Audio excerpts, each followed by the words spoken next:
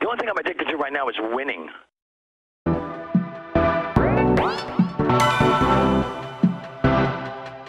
You might think that getting into the IT field is impossible without a computer science degree, but Tech Coach Ralph is here to prove you wrong. Get ready for some jaw-dropping revelations on how to break into this lucrative industry. Listen up, tech enthusiasts! Are you ready to break through into the IT field, but feel like you need a computer science degree to make it happen? Think again! Tech Coach Ralph has some exclusive, mind-blowing secrets to share with you. Get ready to be blown away by his jaw-dropping revelations on how to break into the tech industry without a computer science degree. So get your notepad ready, because Tech Coach Ralph is going to change your life forever. Buckle up, because you're about to embark on a journey to success in the IT field.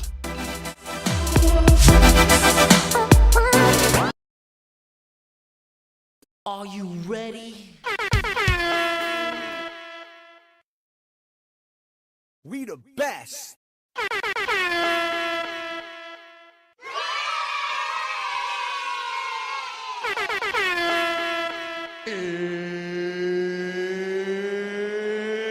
It's time!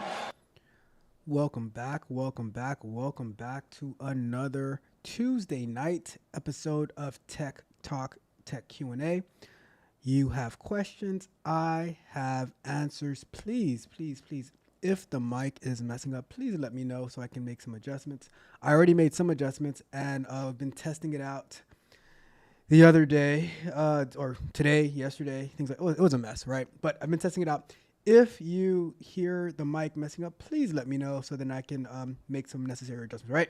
But hopefully things go well tonight. How is everyone doing? Tonight is Tuesday, September 17th, 2024. How are we all doing? Hopefully we are doing well. Hopefully our week is going well. I am getting much better from this cold that I had, so I'm excited.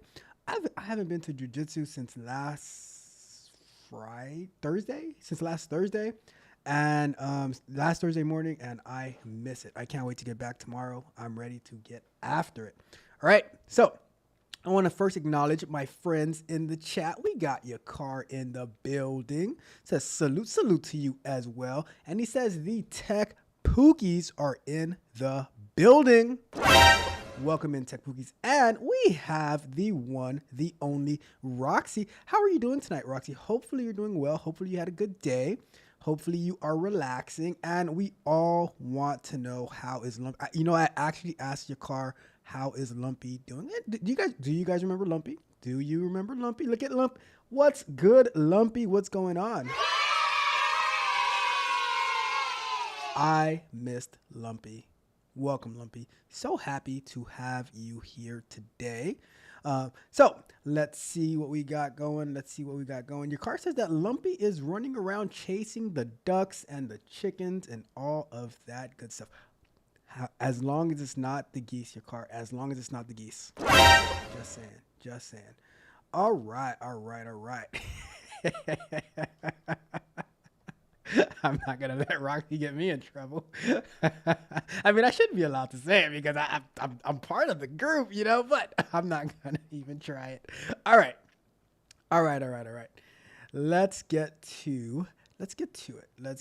So let's get into our agenda for today. You know how I like to start off. With our housekeeping, our gratitudes, and our show schedule. So first and foremost, I want to say a big thank you to all the new subscribers who are helping us grow so quickly, and to all those who have been a subscriber for a very long time. All right, so shout out to you all.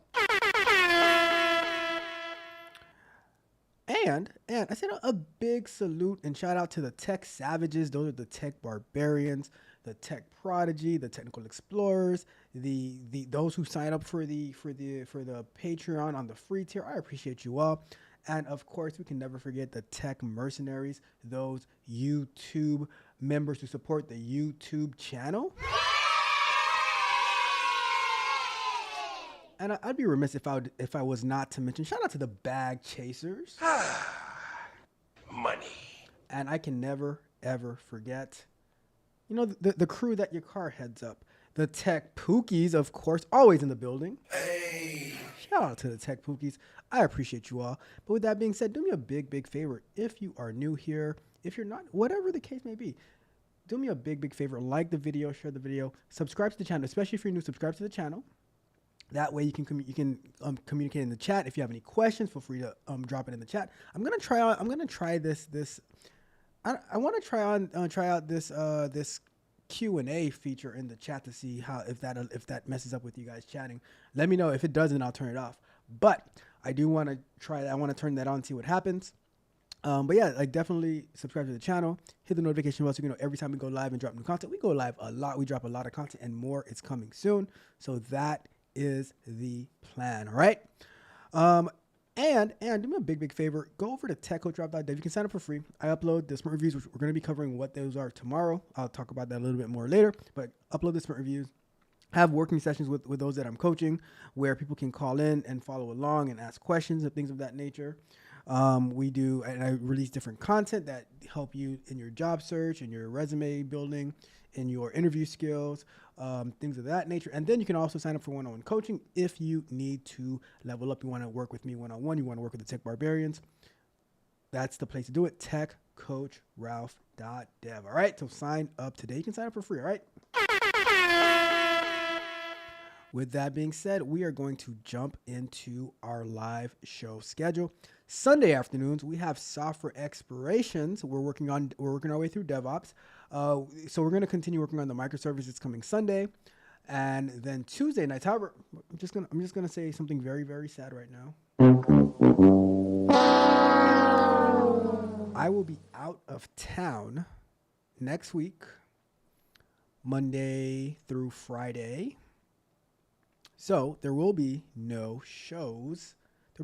There will be no shows. Because I'm going to be in a different time zone and stuff like that. Things are going to be weird. So I'm like, you know what? No shows. So we're still going to have our pre-recorded content, but next week there's probably going to be Monday morning show, and then the next live show is probably going to be on Saturday, right? So just letting that. No, Saturday might not even happen. I don't know. I will keep you posted. All right. Bruh. Sorry. But back to the live show schedules. Tuesday nights, tonight we have our Q&A session. You can call in, you can ask questions, things of that nature. Thursday nights, we have software explorations. This coming Thursday, we're going to keep building the Urban Dictionary of Economic Data. We're going to be working on our schema, our API. So last week we added the post. We're going to add the get. We're going to add and then we're going to add the patch, put, update. See what we can get to display on the front end and keep it moving from there. Right. Monday, or not Monday, but the morning shows. We have Coffee and Kata in the morning. We start between 7:15, 7:45, where we review some news articles, and then we continue working on our mobile app development. We have our cup of coffee as we move along. Saturdays, we have the Men Lie, Women Lie, Numbers Manipulate show. What? Yes, those numbers manipulate. That is the weekly economic review. And I have a note here. Always mention that it's co-hosted by Mitch in your car in the chat. Because Mitch thinks it's malicious, right? If I don't have a teleprompter, okay, I'm not going to go there. Right? But if it's not written here, I'm going to forget. And so Mitch thinks it's malicious. Like, how come you didn't mention us? I'm like, my bad. It says always mention Mitch and your car, right? I'm not Anchorman, but I need reminders, right? So I'm just saying, all right? So that is our live show schedules. Throughout the week, we go live I think the only day we don't go live is on Thursday, is on Friday morning or Fridays, right? So I'm just saying. And then we have our pre-recorded content. Yes, we have pre-recorded content as well. What? It's a lot. It is a lot. Mondays, we have candid conversations. Yesterday, I spoke about having relentless confidence about how they need you. You have to have the mindset, even if it's true or not, but you also have to put the work behind it too, but they need you more than you need them. That is my mindset. That's how I go about it, right? Wednesdays, we have software explorations, concept and overviews. This coming Wednesday, tomorrow, I just scheduled it like as we were getting the show started. We're going to be talking about what the heck are sprint reviews. You always hear me, I uploaded this sprint review. You're like, what the hell is that? So I'm going to be breaking it down in great detail, what they are, why it's important, who should go to those meetings, all that kind of stuff, right? You know how we do. So check that out tomorrow, noon Eastern time. Fridays, we have the bug bite. This coming Friday, I'm going to be talking about how the Apple Vision Pro had a potential hack, which has been patched, where it could leak your password, right? I'm telling you, these hackers are good. They're good, right? And then throughout the week, we have shorts as well as clips from the Q&A show. And very, very soon, I keep on saying it, very, very soon, we're going to be uploading clips from the other live streams as well. So like from the software explorations, we're going to be uploading clips from that. So stay tuned. That's why I say you got to like the video, share the video. You got to subscribe to the channel if you want to stay if you want to stay up to date with all of the information. Like the other day, you remember when we went into the AWS App Studio and, how would you know if you're not subscribed? So you got to subscribe to keep it coming. All right. So We're going to, let's see where we're at now. All right, cool. I think we are ready to get started with the show. Before we do that, do me a big favor, go to techcoachdraft.dev, sign up for free to get access to exclusive content. And you can also sign up for one-on-one coaching with yours truly, Tech Coach Ralph. All right, let me check the chat real quick, and then we're going to get to our questions. So your card says, don't get, let me take this off the screen. So it says, don't get shot messing with Lumpy. That, and that also gets a Message. do not mess with Lumpy. Lumpy is family to us, all right? Lumpy is family. You do not mess with Lumpy, all right? When you see this peacock right here, you go the other direction, all right? You go the other direction when you see this peacock. We don't play about Lumpy. We do not play about Lumpy. I'm just saying, all right? And your card says, Tech Coach Kamala. Bruh. That is hurtful, your car. That is hurtful. But the question is, though, is it wrong? Is it wrong? See? I can be honest. I can be hurt and honest, Who hurt you? Your car hurt me. But he told the truth. That's what hurt me. All right? Just saying. All right. Oh, my God. All right. Stop the show. We got my guy in the building. Mitch is here. Mitch, did you hear me mention that you are the co-host, one of the co-hosts for the Saturday morning show? Just making sure you heard that. I don't want any problems with you. I do not want any problems, right? So, Mitch says, I keep a lawnmower just to see the snakes in the grass, and I'll build a fence just to keep the snakes in the grass. And I'll keep a hawk with me just to eat the snakes in the grass. Bars, but Mitch, I'm just saying, I really, really care about my lawn. All right? I really, really care about my lawn. I'm just saying. I really care about my lawn, all right? I'm confused. Why does our name have to be written down just to remember? Because I'm just like reading from a teleprompter. Like, what do you expect? I'm reading from a Word document. If I don't have it written down, I'm just gonna go right through it, like boom, boom, boom, boom, boom. I'm just saying. All right. And it says, "Oh, damn it." I walked right into that one, but I'll be that snake. I will be that snake. All right, Bruh. All right. Let's get to it. We're gonna be moving past it. We're gonna move past that. All right. We don't need that negativity. See, I'm gonna be a joyful warrior tonight. All right, because you're not gonna bring me down, Mitch. You're not gonna bring me down. All right. So much negativity. We don't have room for this negativity, all right? You are not going to bring me down. So, with that being said, let's get started with the show. So, I have the AI clone up, and we'll feed some questions to the AI clone. I'll answer some of these questions. We're gonna do it, all right? So, let's not waste any more time. Let's get started. Another one. I got refused for a promotion. All right. So this one starts off with sitting down with the CEO after I got refused for a promotion. I got denied a promotion that normally would have been a sealed deal. There are never any sealed deals. I'm just going to let you know right now. Nothing is ever sealed, right? After the internal interviews, I found out a team member with less experience and management skills got the promotion. I told them I was very disappointed, but left on holiday the same day.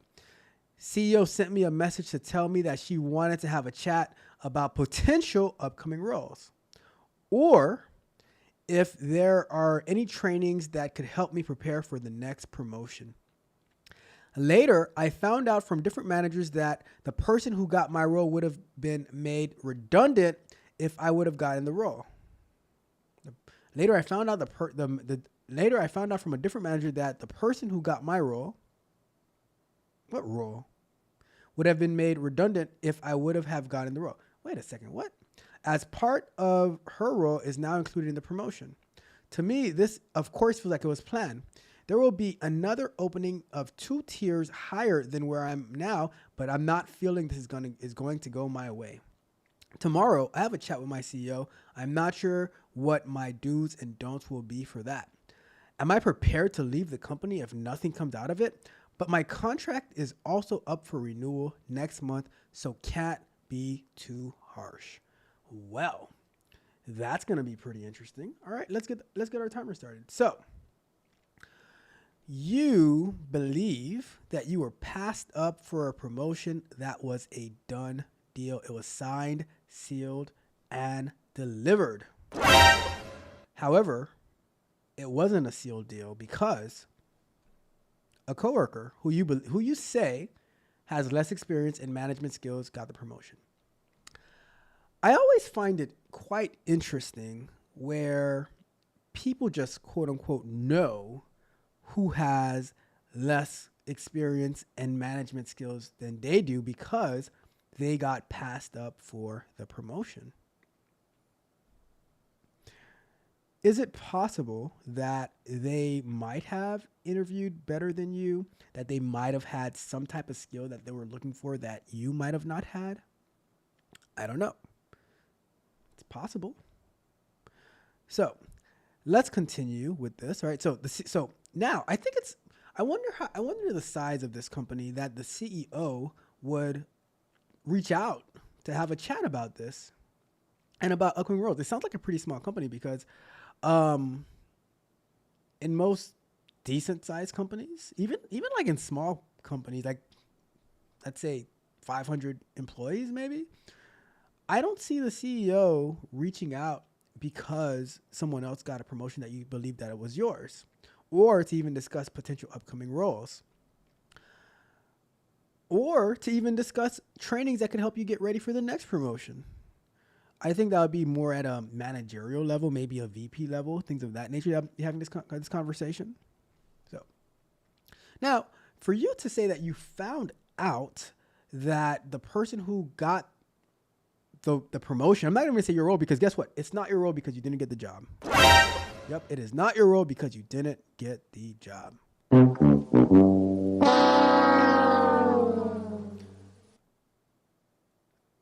But here's the thing that I find interesting. Is it possible that you might because I'm sensing a little bit of attitude in this post, right? Asking what the do's and the don'ts are for going into battle with your CEO, with the chief executive officer who's reaching out to you to see how they can help you to be prepared, for the next role.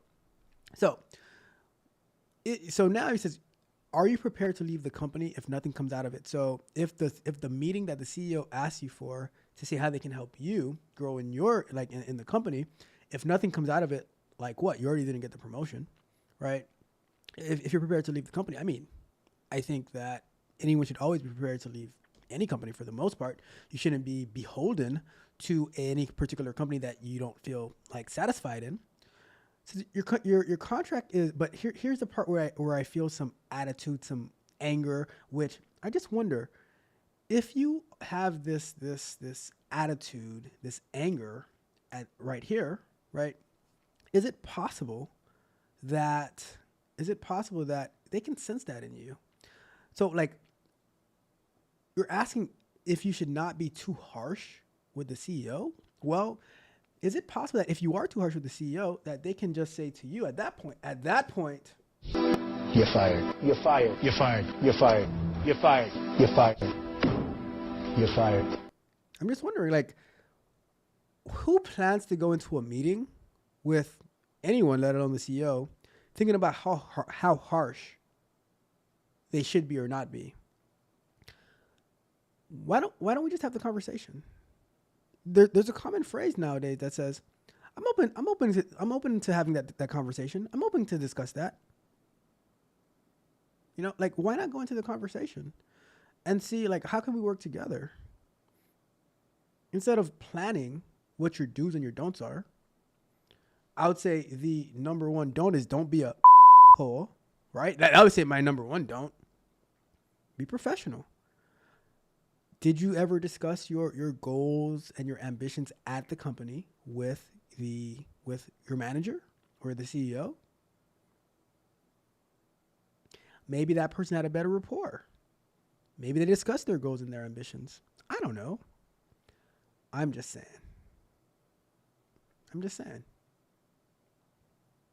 But we really need to be smart in the way that we approach these people who people in general. How we approach people in general, right?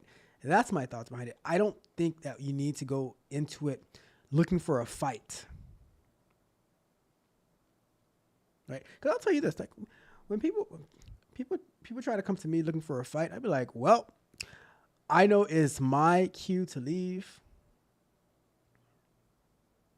I mean, you can ask your car. I'll be in some chats and like certain people coming. I'm like, well, I guess it's time for me to leave. I am no longer needed here. You know, I'm just saying. So, be professional at all times. Be professional. All right. Don't go looking for picking a fight with the CEO because guess what? 99 times out of 100, the CEO is going to win. And if you're prepared to leave the company, what does it matter if your contract is up for renewal next month? I don't know. I'm just saying. With that being said, we are going to wrap that one up. Let's get that one out of here. All right. I did say I wanted to try to turn this thing on. Let me see. Let's see if I do start. Let me see what happens with this. Let me see. Start.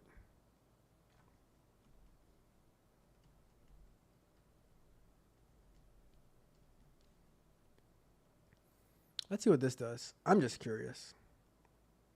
Let me know if does that mess up the chat?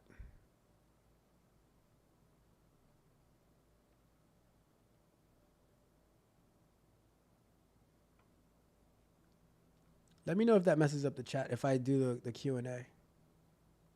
I'm not sure. I never used the Q&A before, so I'm not. Let me check on my phone actually. Let me see what that does. I don't even see the Q&A. Okay. Well, good enough for me. Perfect. Cool. All right. Let's get to, let me drop the link for anybody who wants to call in.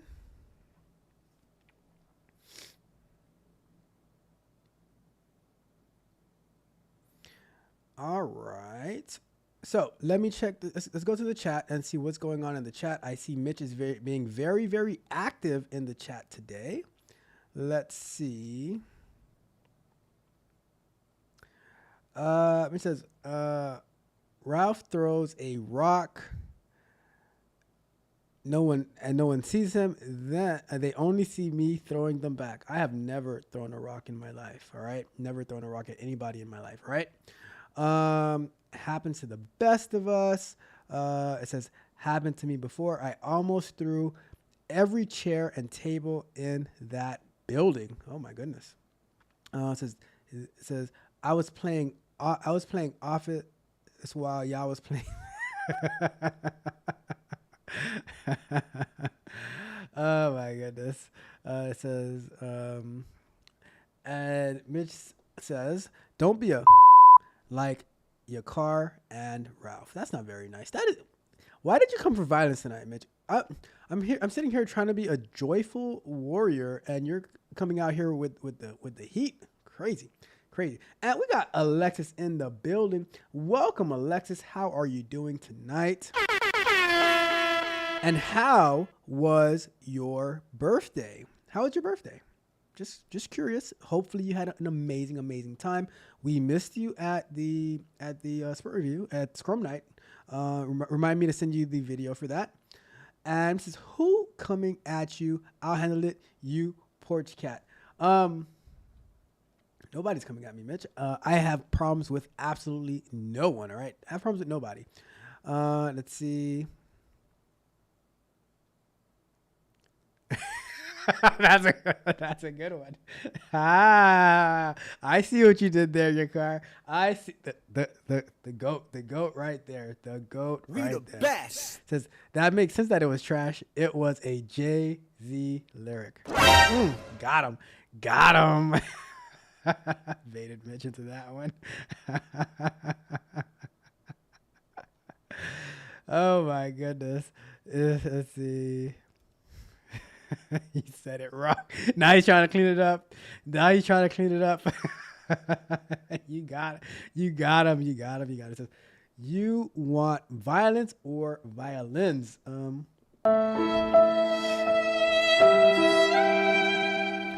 I'll have violence for 1,000, please. And we got, all right, stop the show. We got Darcel in the building. Welcome, Darcel. How is it going? And just for my Atlanta people, hey, what's good, Darcel? Hopefully you're having an amazing night. Let me see. Mitch remembers everything. Creme brulee and wine and old people vanilla bean. That's a fact. Anyone has any questions they want to call in, feel free to click the link and to call in. But until that time, we're going to get to our next question of the night. Let's get to it. Another one. Software developer to QA automation engineer. Uh-oh, what's going on here? What in the world is going on here? So, it says, I want to move from software development to quality assurance automation. Does it...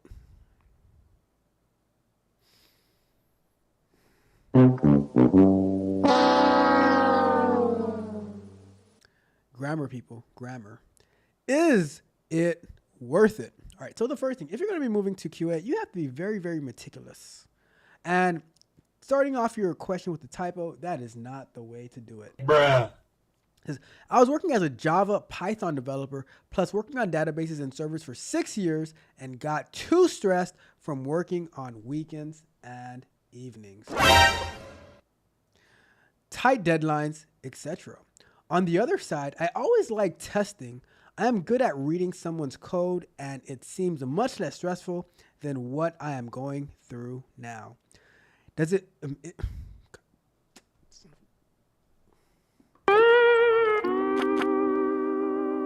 The word does is not the same as is.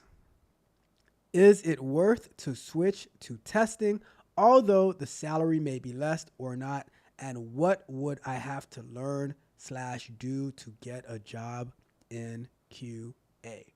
So before I bring on the clone for this, I'm going to say the first thing that you would have to do is get your grammar up. All right, let's start our clock. So I'm going to employ the help of the AI clone on this one. Welcome in, AI clone. So I'm going to ask the question to the clone and see what it has to say.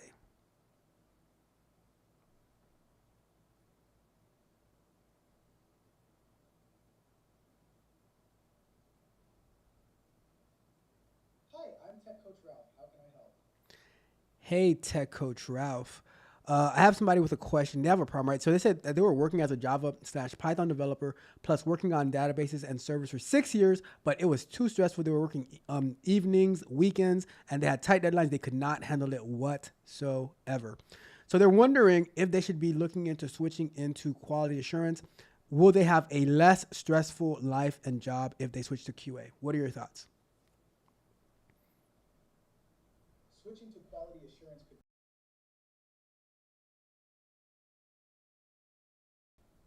free path. QA roles can vary widely in terms of.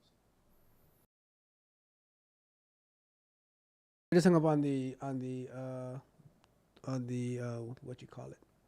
I just hung up on the bot because it was not speaking. It wasn't coming through. Let me see why. Why are you not coming through? Let me see. I see it here. I know why. Hold on. I got it. All right, hold on. Calling again. Calling again. Hi, I'm Tech Coach Ralph. How can I help? All right, Tech Coach Ralph, I'm going to ask you this question again. So, I have somebody who was working as a Java/Python developer and databases for 6 years, but they say they are too damn stressed out because they have to work evenings, weekends. They have to, and they have tight deadlines, and they are so stressed. They hate it. So they're wondering if they should be looking towards switching to QA instead. What are your thoughts? Switching to QA could be a smart move. It often offers more predictable hours and a healthier work-life balance compared to development roles. In QA, the focus is on ensuring quality and reliability, which can be less stressful than constant coding and debugging under tight deadlines. However, it's important to understand that QA also requires a specific skill set like automation and testing frameworks. If they enjoy problem solving and have an eye for detail, QA could be a great fit. Have they considered what aspects of their current role they enjoy and how those might translate into a QA position? So they say that they're good at reading other people's code, just not writing their own code. And it seems that and they think that QA is a lot less stressful, but in QA, don't you get the what to test like towards the end of a sprint, and now it's like crunch time and you're trying to rush and trying to get everything by the deadline? Isn't the deadline tighter in QA than it is in software development? In QA, the pressure can indeed spike towards the end of a sprint, especially if testing is left to the last minute. However, a proactive approach can alleviate this. By integrating QA early in the development process or shifting left, you can identify potential issues before they become critical. This collaboration helps manage deadlines more effectively. If your colleague is good at reading code, they can excel in QA by understanding how code should work and spotting discrepancies. It's about being proactive and working closely with developers to ensure a smoother process.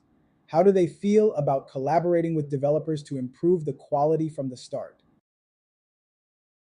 How much of a pay cut would they be looking at if they were to switch from software development to QA? Switching from software development to QA can sometimes mean a pay cut, but the extent varies greatly depending on factors like location, company, and individual experience.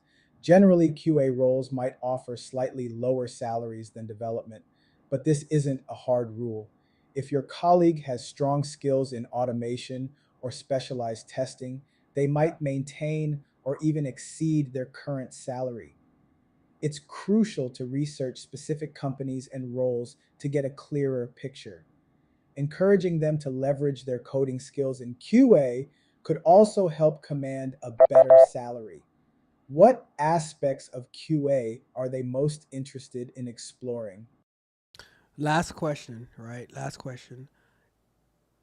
Because they're complaining. All right, hit me with it. All right, they're complaining that the as a developer that they have to work nights and weekends, right? Isn't it likely that as a QA engineer they'd also be working nights and weekends? It's possible, but not as likely. In QA, the workload can vary. While you might face tight deadlines, especially towards the end of a sprint, the need for night and weekend work isn't as constant as in development. QA roles often focus on planning and automation, which can help manage workloads better. However, like any tech role, there might be times when you're on call or need to address urgent issues. It's about finding a balance and setting expectations with your team. How does your colleague feel about learning automation to streamline their process? Thank you, Tech Coach Ralph. Clone. I'll talk to you later. Bye. Well, there you have it. I am satisfied with that answer by the clone. So I'm just gonna leave it at that. I think that answer was pretty accurate. I would say that if the developers are working nights and weekends, you might end up working nights and weekends as well, based on whatever deadlines that you have to meet. But that's about it. we're gonna wrap that question up. Thank you so much to the clone. That clone was on point on that one, regardless of how Mitch feels about the clone.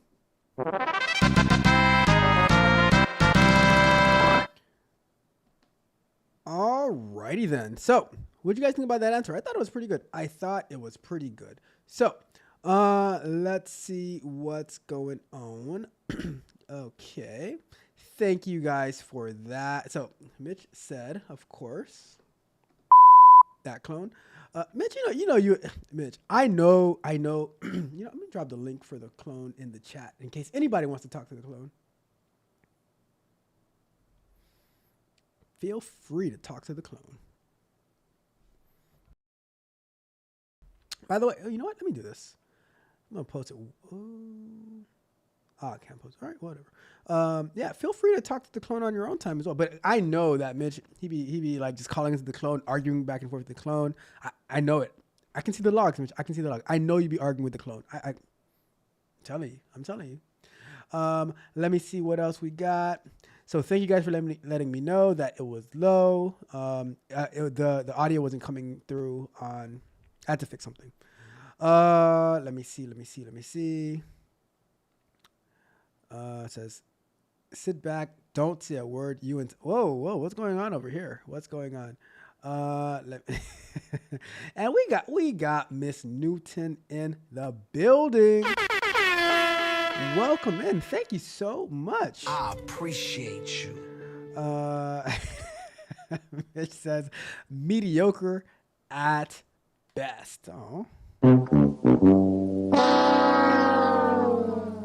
I think my clone might have more feelings than I do, Mitch. So I don't know if you're referring to me or to the clone, but you might have hurt the clone's feelings. As much as my clone does to defend you, and that's how you're gonna treat it, that's terrible. And he says both. All right. I tried. Bruh. All right. Well, if anybody wants to call in, feel free to click on the link in the chat or posted or pinned to the top of the chat. Let me drop it again in case anybody wants to call in. All right. We are going to. Did I miss any other chats? Let me see. Nope. I think we're good. Let's get to the next one.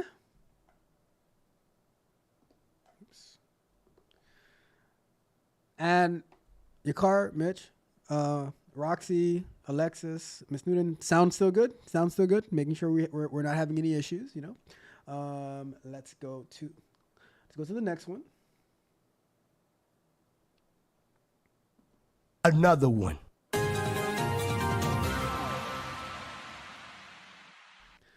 Return to office is soul crushing. Oh my goodness.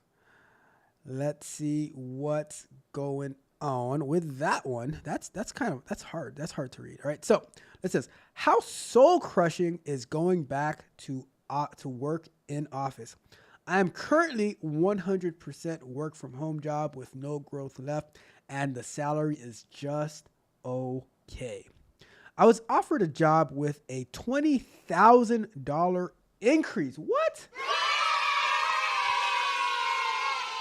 And growth potential, but I'd have to go in office every single day.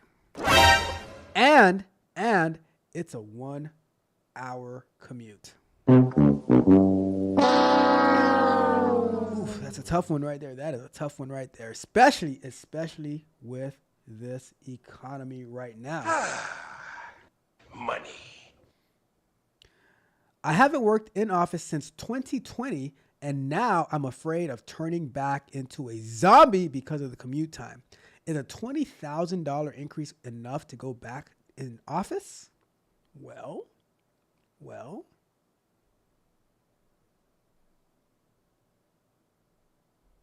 Let's see. So, and for clarity, 1 hour commute is each way. Oh my goodness. My salary would go from 60K to 80K. Whew, that's a tough one. That is a tough one, right? I'll answer this one myself this time. All right, let's put up the timer for this one. So at the end of the day, you just got to do the math. And shout out to the time cost calculator.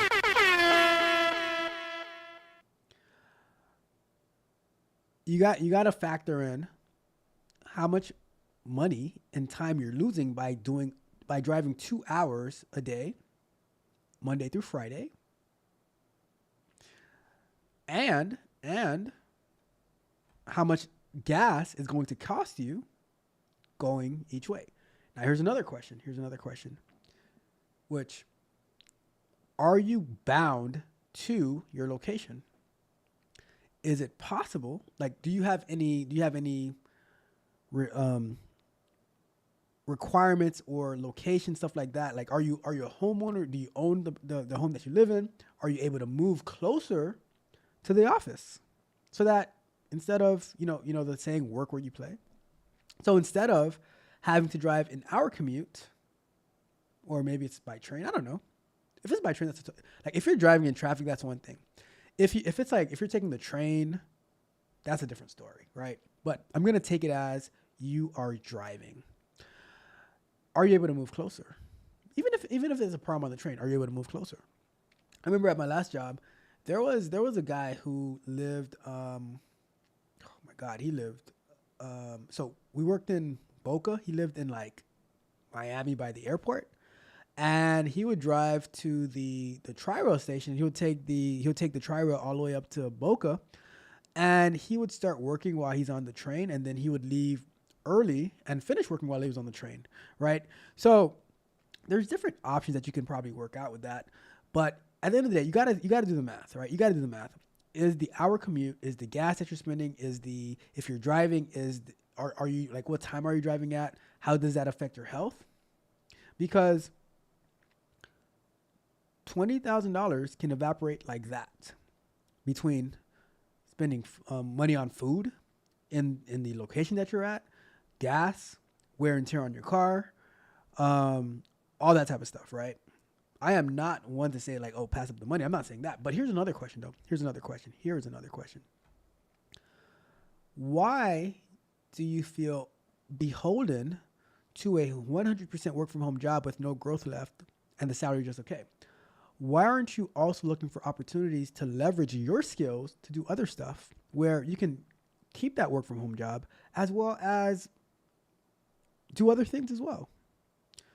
I'm not saying that this new job offer is a bad idea, but if you can take that 100% work from home job, right? Let's say it's 9 to 5, and then now you spend your time productively doing something else from 6 to 10. Maybe you're learning additional skills. Maybe you're looking to find another work from home job based on upskilling yourself. So I think a lot of times we get stuck in the dichotomy of it's either this or that. See, I don't like ultimatums.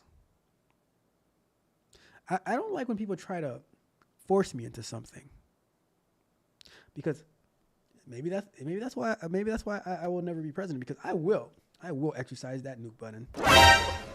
I'll blow everything up, right? Nobody's gonna be happy. So I'm more of a and person. Like, why can't I do this 100% work from home job and do something else?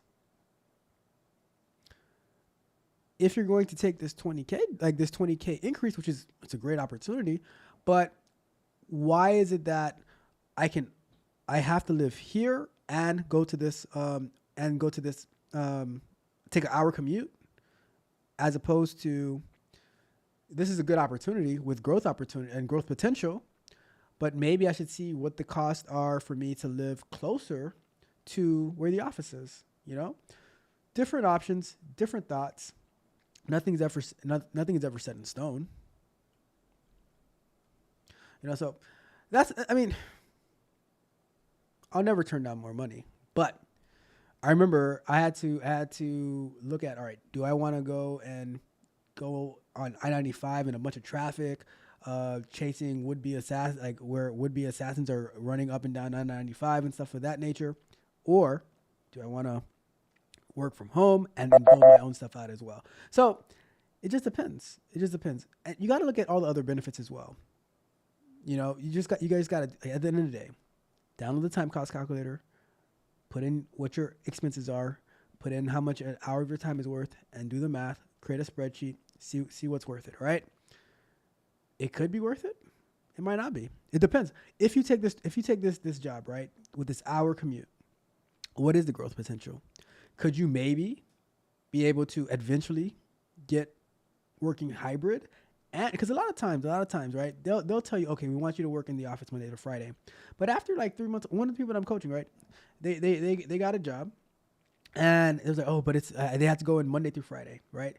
3 months later, like, oh, I'm hybrid, and then another 3 months later, oh, I'm fully remote now. So, you gotta see what the options are. You gotta see what the options are, and can that growth potential lead to 20K, 30K, 40K, 50K? Because for 20K, maybe. For 50K, I'm there, right? So you got to do the math. You got to do the math. But on that note, we're going to wrap that question up.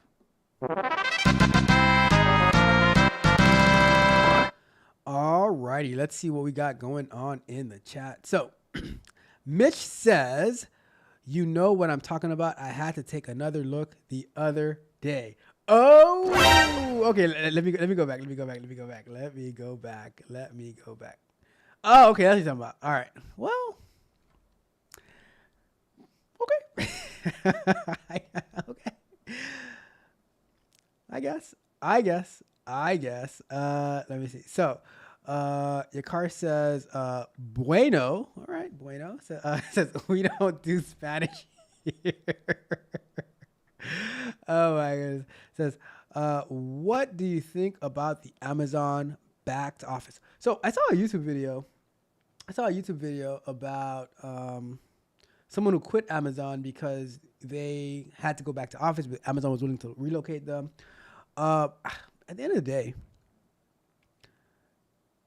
is the company that you are working for, are they worth going back to office? Like, are you willing to walk away from Amazon? I mean, this person that I'm talking about, they walked away from Amazon to start working for Pinterest, I think. But it just depends on where you're at. If you need the job, if you want to grow in Amazon, for instance, or any other company that's doing back to office, then it's going to be what it's going to be. And is it Monday through Friday that you got to be in the office? So it just depends at the end of the day, you know. It just depends at the end of the day. We got Fanny P in the building. How you doing, Fanny? I am doing good. How are you doing? Your card says, long term, take the offer in the office. Growth is everything. If you're stagnant, you will only resent yourself. Move closer and work it out. That's a very, very good point. I like it, your card. I like it. It says, you know how I feel about moving for a job. I do know how you feel, Mitch. I do know how you feel. But Mitch, you have to understand. Not everybody runs it like you do, right? You run it. So like you can do it. You can do what you want. See, you have companies. See, that's the thing, right? That's the thing. When you have companies lined up asking you to work for them, you're the one in charge. But when you're looking to get started, when you're looking to grow, then they are in charge. So you have to make compromises at times, right? Because you have to go out there and build that resume out so that now you can say, I'm working from home. And if you don't like it, then so be it. You see how it happened with Starbucks, right? Starbucks fired their CEO, and they took the CEO from, I forgot which company it was, right, to turn him around. And that CEO, like Starbucks had a thing where the CEO had to be like present where the headquarters are. And they was like, you know what? For the CEO, it's okay. It's okay because we know that you're going to turn Starbucks around because outside of the caramel frappuccino and the pumpkin spice latte, what do they got going for them, right? So they're expecting that guy to turn it around, right? So Miss Newton says, take the 80K. Okay. Money. And Rod Brown says, unless they pay in a big bag, I'm not going into the office. When you can name yourself Tech Daddy, right? Then you make the rules. You make the rules, right? So they're like, it's got to be worth my time. It has to be worth my time. I hear you, Rod Brown. I hear Rod. Mr. says, take the growth. I agree. I agree with both sides. And see, look at that. Rod Brown says, Tech Daddy in the building. We the best. All right. Fanny P says, take the 80K for sure. I agree with both sides, right? I agree with both sides. It says, Ralph, talk better to a stranger than you do to me. Who's a stranger? Who is a stranger? There are no strangers here. There are no strangers. We only have friends and family here, all right? All right, Mitch, all right? They have commercial real estate or the commercial real estate will be useless as a value holder in the company portfolio. Do you think that these businesses also invest, like these companies also invest in these small businesses in their area? So let's say, for example, right, Amazon, they own a building, but in that building, they have like cafes and stuff like that. And now the cafes have to close down because there's no one in the office. Do you think they also have investment into the real estate properties as well that are around? So now if many people live around the office, now, I don't know. I'm just saying. I'm just throwing out different crazy ideas. Let's see. Ms. Noonan says, negotiate a better compensation package, more than just pay. That is a good point. That deserves a Message. very good point. Let's see. Let's see. It's an extra $450 a week. That's a good point. See, she did the math. Let's see. Goodness. Roxy. Oh, see, there goes Roxy with the other logic though. 20K higher tax bracket also. So that might actually bring you back down to your 60K. Oh my goodness. I didn't think about that. See, look at that. I love the discussion. Ms. Newman says, potentially depending on how many dependents they have. And during tax season, how many other people's kids they can claim as well. That is not financial advice. That is not legal advice. Do not do it. If they're not your own kids, do not claim the damn kids. All right? I'm just saying. Bruh. I'm just saying. Let's see. Mitch says they have to go back on January 2nd. Okay, I got you. And says, I'll be on Audibles the entire commute. Learn a new language in that time frame. I'll tell you this. I'll be uploading videos. I'd be editing descriptions. I work everywhere. Right? Says, who do I speak for? I'm not speaking about me. What? Oh, okay. I forgot. You speak for the people that I don't speak for. I got you, Mitch. My bad. Mitch, for the people, Mitch. Yep, that's right. Chipotle. That's where they came from. Pinterest looking for engineers and pay over $150,000. What? Good Lord, that's a lot of money. Oh goodness. Okay, that's nice. I like it. This guy. What are you talking about? I do not gaslight. All right. All right. I'm just a joyful warrior tonight, Mitch. Come on.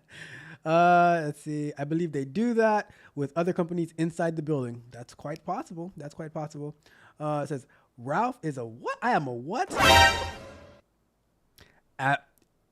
See, that hurt my feelings, Jakari. That hurts my feelings. How dare you? However, is it true?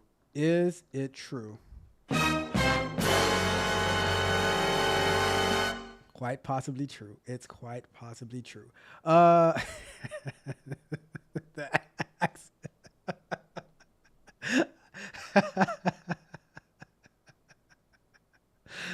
can we collectively set work-life boundaries so hiring managers stop expecting people to do it?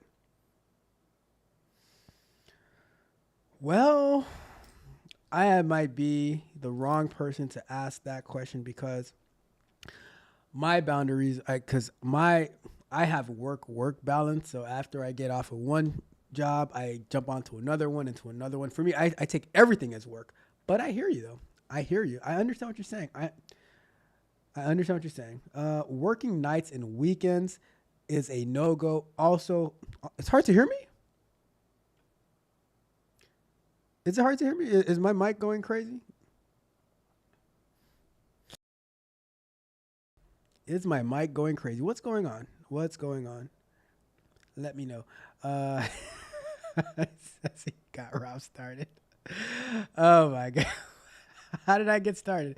Anyways. All right, let's move on. Let's move on. I fall asleep working and wake up to my phone going off. It happens. All right, cool. Okay, thank you, Car. Thank you. I'm good. All right, cool. I got nervous for a second. All right, let's get to our next question. It might just be my congestion that's making me sound funny. So Mitch says, one of my mentors, Marcus Lemonis, doesn't believe in work-life balance.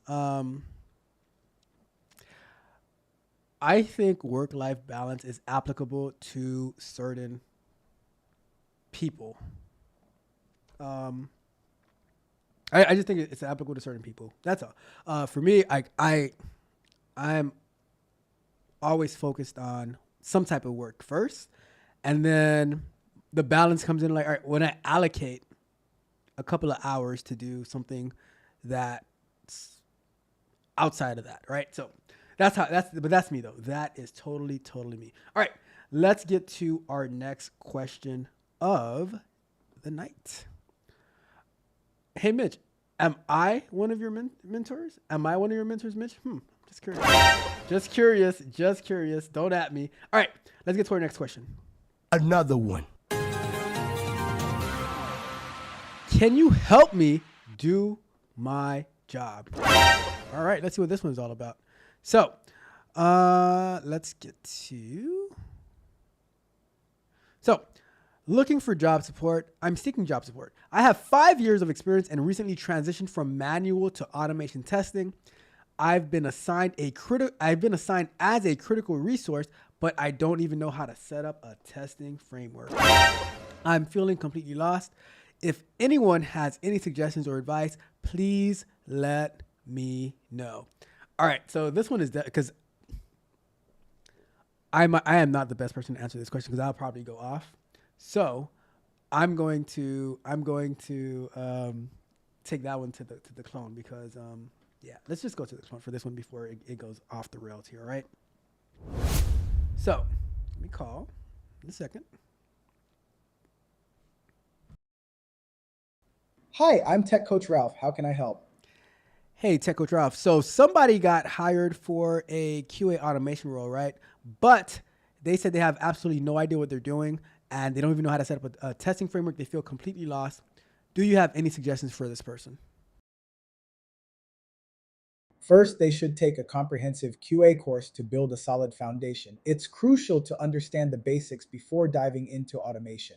Next, they should engage with the developers to learn about testing tasks or stories they can contribute to. This hands-on experience is invaluable. Also, exploring automation tools like Selenium or BrowserStack can be a game changer. These tools are essential for setting up a testing framework efficiently. Finally, encourage them to stay proactive and curious. Learning in this field never stops, and showing initiative can open doors to more opportunities. How do you think they feel about tackling this learning curve? Well, my bigger question is, how did they get a job doing automation without having any automation experience now that they feel completely lost? It's baffling how some folks land roles without the necessary skills. It's often about how they present themselves during interviews. Maybe they emphasized transferable skills or their eagerness to learn. Some companies might take a chance on someone who shows potential, even if they lack direct experience. But here's the catch. Once you're in, you must quickly ramp up. This person should dive into learning automation tools like Selenium and engage with their team to fill those knowledge gaps. It's sink or swim, and they need to hustle. What do you think their biggest challenge is right now? Do you think they could benefit from coaching with my coaching group? Absolutely. Coaching can be a game changer for someone feeling lost in a new role. Your group could provide them with the structured guidance and support they need to build confidence and skill in automation. It's about creating a safe space for them to ask questions, make mistakes, and learn from them. This hands-on support can be crucial in helping them navigate the challenges of their new position. Plus, being part of a community offers motivation and accountability, which are key to personal and professional growth. What specific areas do you think your coaching group could focus on to help them the most? Probably QA automation, probably, QA in general, probably Git, probably life. Sounds like your coaching group has a lot to offer. Focusing on QA automation and general QA can definitely provide the structure and support needed for someone new to the field. It's about building those foundational skills and then expanding from there. And hey, don't forget about life coaching aspects too. Balancing work and personal growth is crucial.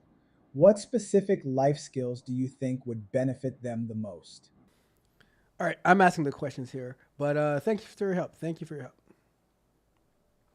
All right, so that's what the clone thinks. I'm gonna say that I don't believe in safe spaces.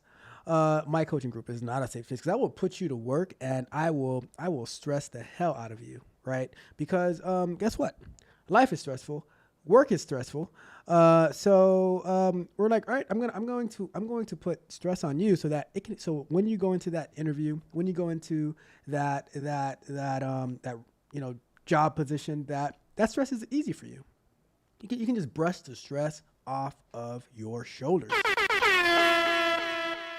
See, and if people answer me incorrectly in the chat, then I just say, you know what? Pop quiz time. Pop quiz time. But in all fairness, I don't. This type of stuff like kind of bothers me in the sense that you're looking for job support, and because you got a job that you have absolutely no idea how to actually do it, and what kind of advice that you're looking for. Like, well, you know what? Join the coaching group. Get a mentor. Pay somebody for their time because you're getting paid, right? You've been doing QA for 5 years, and now you just found your way. You fell into an automation job, and you feel completely lost. Well, there's online courses, there's coaching groups, there's, God forbid, boot camps. So many different options. So, what type of advice or suggestions you're looking for?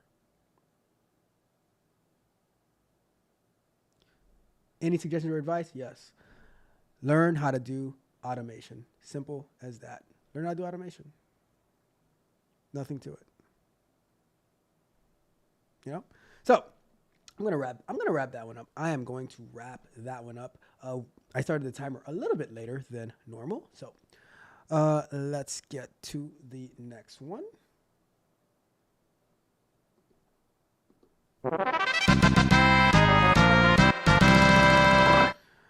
Let me get this timer off. All right, let me see what we got going on in the chat. So, let's see.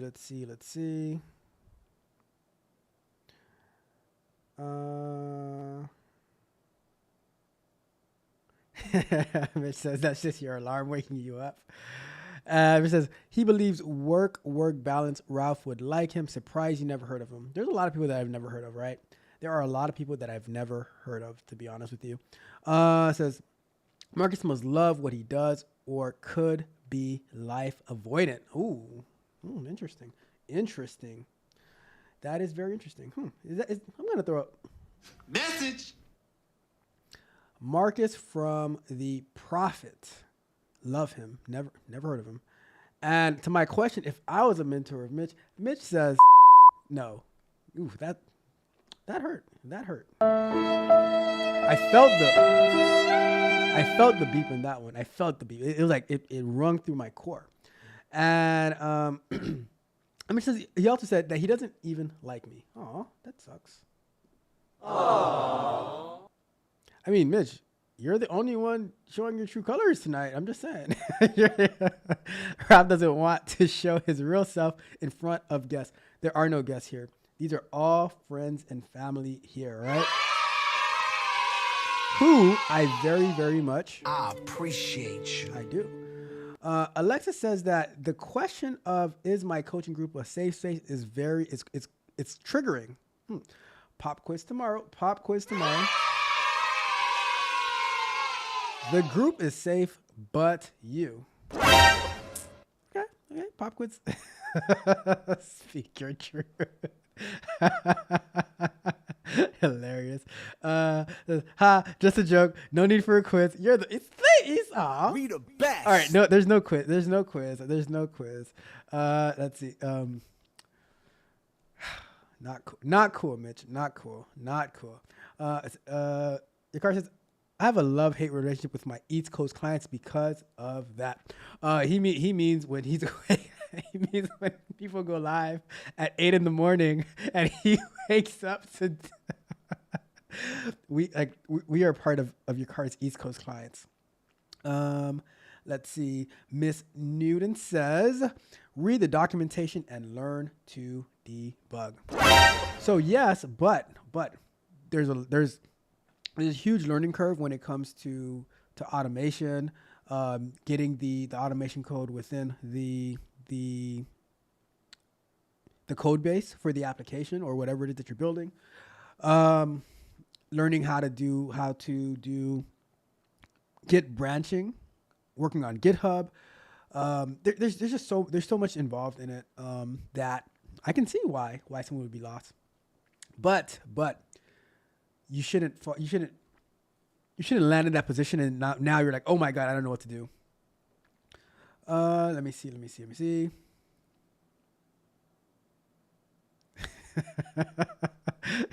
It's so funny. The West Coast wants something for nothing. Let's see. You got to get that stress off your shoulders. Let me see. All right, we're at. Alexa says, the question you read was triggering. The person that got the job, that got a job and was not qualified. Oh.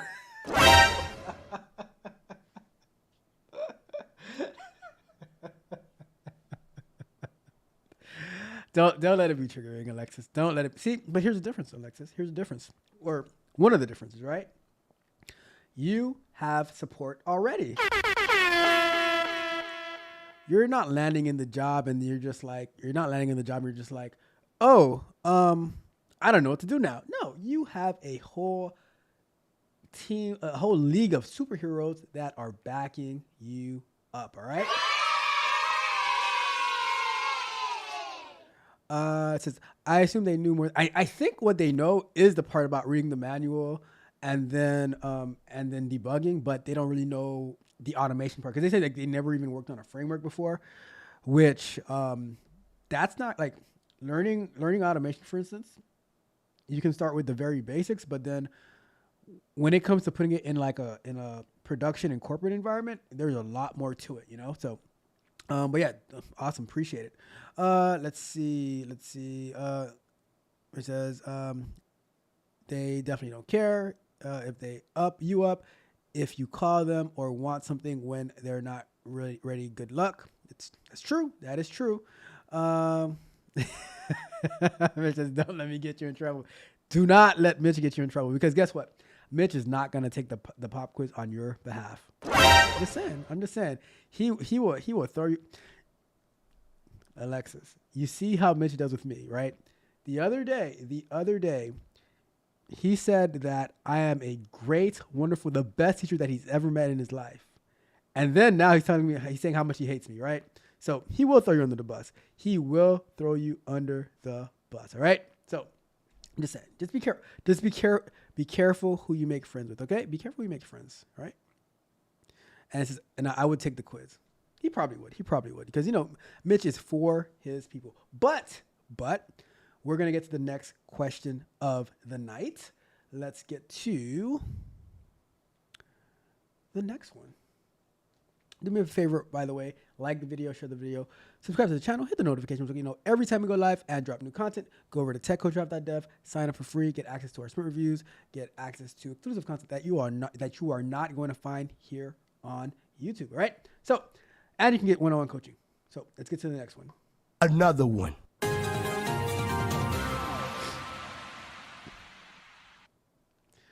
External candidate hired. Oh my God. Should I say this job? This is gonna be kind of. All right, let's see what's going on here. So, hired external candidate. Should I quit? I am devastated. I've been at my job for 2 years, going above and beyond every single day. Never saying no and basically doing the job of 3 people. I'm currently at level 3. Recently, a level 5 position became open on my team. This position would have been a promotion, and they decided to go with someone external. Their reasoning, although I am very qualified and have been doing the work of a level 5 position, there wasn't enough reasoning to have me skip a level 4. That's kind of harsh. The funniest part of this all is that prior to this, during my annual performance evaluation, my manager indicated that I am doing amazing, but since there is no business need for a level 4 position right now, I cannot be promoted. So I cannot skip level 4 to become level 5, but yet there is no need for a level 4 position. Bruh. That's harsh. That is harsh. That's a tough cookie to swallow, I must say. But I'm going to employ the help of the clone on this one, right? So let me call up the clone, see what it do with the clone, all right? So, and I'm going to summarize for the clone. All right, clone, you ready for this? Are you ready for this, clone? Hi, I'm Tech Coach Ralph. How can I help?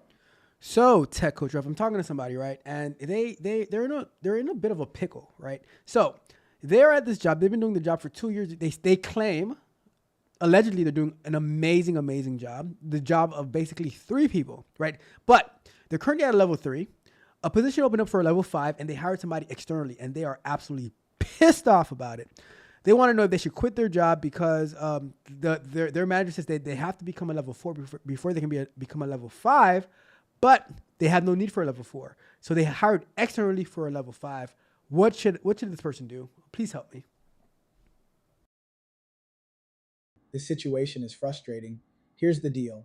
If they've been doing the work of 3 people, they need to have a candid conversation with their manager about their contributions and career goals. It's crucial to understand why they were overlooked and what specific skills or experiences are needed to advance. If the company isn't recognizing their value or providing a clear path for growth, it might be time to explore other opportunities that align with their ambitions. However, leaving should be a last resort. First, they should exhaust all options to negotiate their progression internally. Have they considered seeking coaching or mentorship to navigate this? So their boss told them that they were doing a great job, but there was no need for a level 4. So there was they didn't have a position open for this person. So now they're entirely frustrated. They're wondering if they should say F this job. All right, here's the deal. It's understandable to feel frustrated when your hard work isn't translating into career advancement. But before making any rash decisions, they should consider a few things. First, They need to have a direct conversation with their manager about their career path and express their desire for growth. If there's no clear trajectory, it might be time to start exploring other opportunities. But quitting without a plan isn't wise. They should update their resume, start networking, and see what's out there. It's all about taking control of their career. Did Have you they say it's thought about stupid? what skills? Did you say it's stupid to quit without a job, without another job lined up? Quitting a job without having another lined up can be risky. It often leads to unnecessary stress and financial strain. Emotions can cloud judgment, and making decisions based on temporary feelings isn't wise. It's crucial to have a plan in place to ensure stability and security. Instead of quitting impulsively, use the situation as motivation to update your resume, network, and explore new opportunities. Have you thought about what skills or experiences could make you more competitive in the job market? I'm not the one with the problem. I'm asking for a friend. All right. I don't like you trying to make it seem like I'm the one that has this issue. All right, got it. Let's focus on your friend's situation. It's important for them to think strategically. If they're feeling undervalued, they should have a candid chat with their manager about their contributions and career goals. If there's no clear path forward, it's time to explore other opportunities. But quitting without a plan isn't wise. They should update their resume and start networking. It's about taking control of their career. By the way, have you or your friend ever thought about what skills or experiences could make them more competitive in the job market? I'll have that conversation with them. I'm not entirely sure, but thank you. I appreciate your answer. I did notice that you like to say isn't wise instead of saying something is like dumb or stupid, which I think that's very very politically correct of you. Hey, I appreciate you noticing that. It's all about being direct yet respectful. I aim to help people make smart decisions without sugarcoating. It's crucial to focus on what's effective and practical. If your friend needs more guidance, I'm here to help. What skills or areas are they considering to boost their career prospects? Let's dive into that. I'm not entirely sure because, like I said, I am asking for a friend, but they're just tired of being passed up over and over and over again, feeling that they're being overlooked, and they're very sad about it. They're very like, if it was me and I had feelings, then I'd probably be sad too. But I don't. But they are very sad about it. All right, I get it. It's tough when you're putting in the work and not seeing the recognition you deserve. Here's the thing, your friend needs to take a step back and assess the situation. Are they in an environment that values their contributions? If not, it's time to shake things up. They should focus on building their skills and making themselves indispensable. Networking is key. They need to connect with people who can open doors and provide new opportunities. It's about taking control and not waiting for things to change on their own. What's the next step they're considering to break out of this cycle? I'm going to suggest that they meet with their manager, not to do anything too drastic, not to curse out their manager, not to have the manager catch these hands. All right. So we don't want any violence ever. Absolutely. Keeping things professional is key. It's important for your friend to have a calm, constructive conversation with their manager. They should focus on understanding the reasons behind the decision and express their desire for growth. This approach can open doors for future opportunities. It's all about being strategic and making sure their contributions are recognized. If there's no path forward, they should start exploring other options while still employed. This way, they maintain control over their career trajectory. What areas do you think they might want to explore to boost their skills and marketability? All right. I'll find out and I'll let you know. Thank you. Thank you, clone. Bye.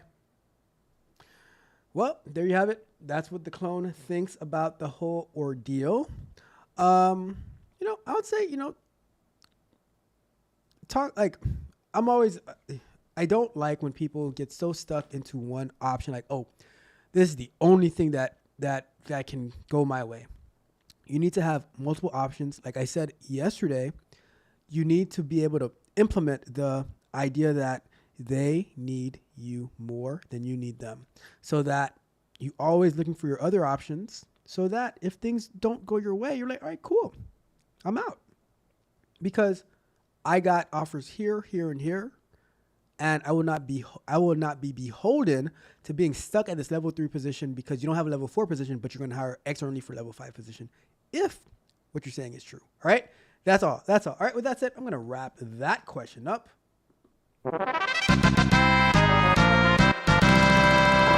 All righty then. Let's see, how are things going? Let's see what we got. So, let's see.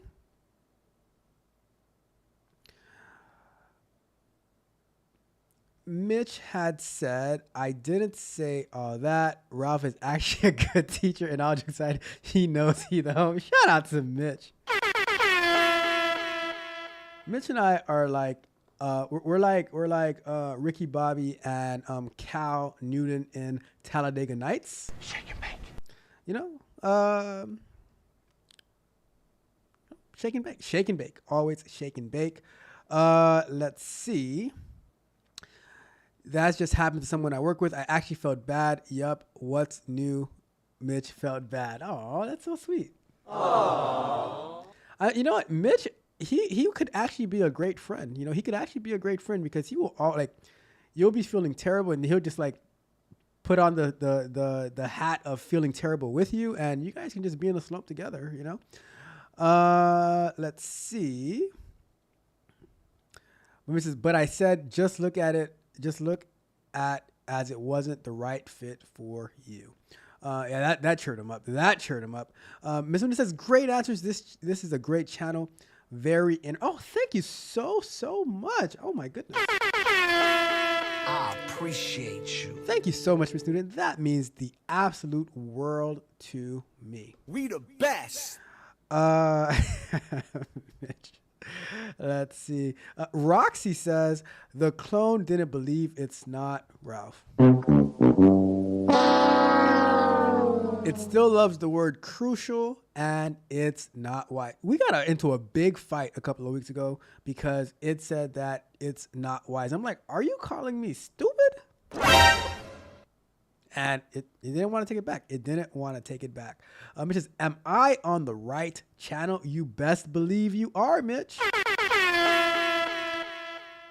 And Mitch says, it is easier said than done. Well, Mitch, I'm going to tell you this, right? If you never heard it from anybody else before, nothing worth having comes easy. You got to put in the work for what you want. Message. I mean, think about this, Mitch. Is shooting from 35 feet easy?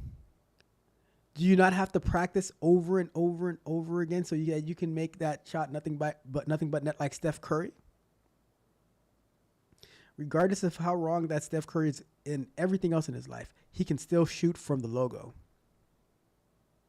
Just saying. I'm just saying, right? Let's see. I try to be nice, but he just wants violence. Oh, come on, Mitch. Nobody wants violence. Bruh. Congratulations. You played yourself. All right. Let's get to the next one. We are on a roll. We have some great questions tonight. Let's do it. Another one. I raised hell. What? Mama raised a hell raiser for my desk being moved again. What? Oh my goodness. I'm curious what happened on this one. So let's see.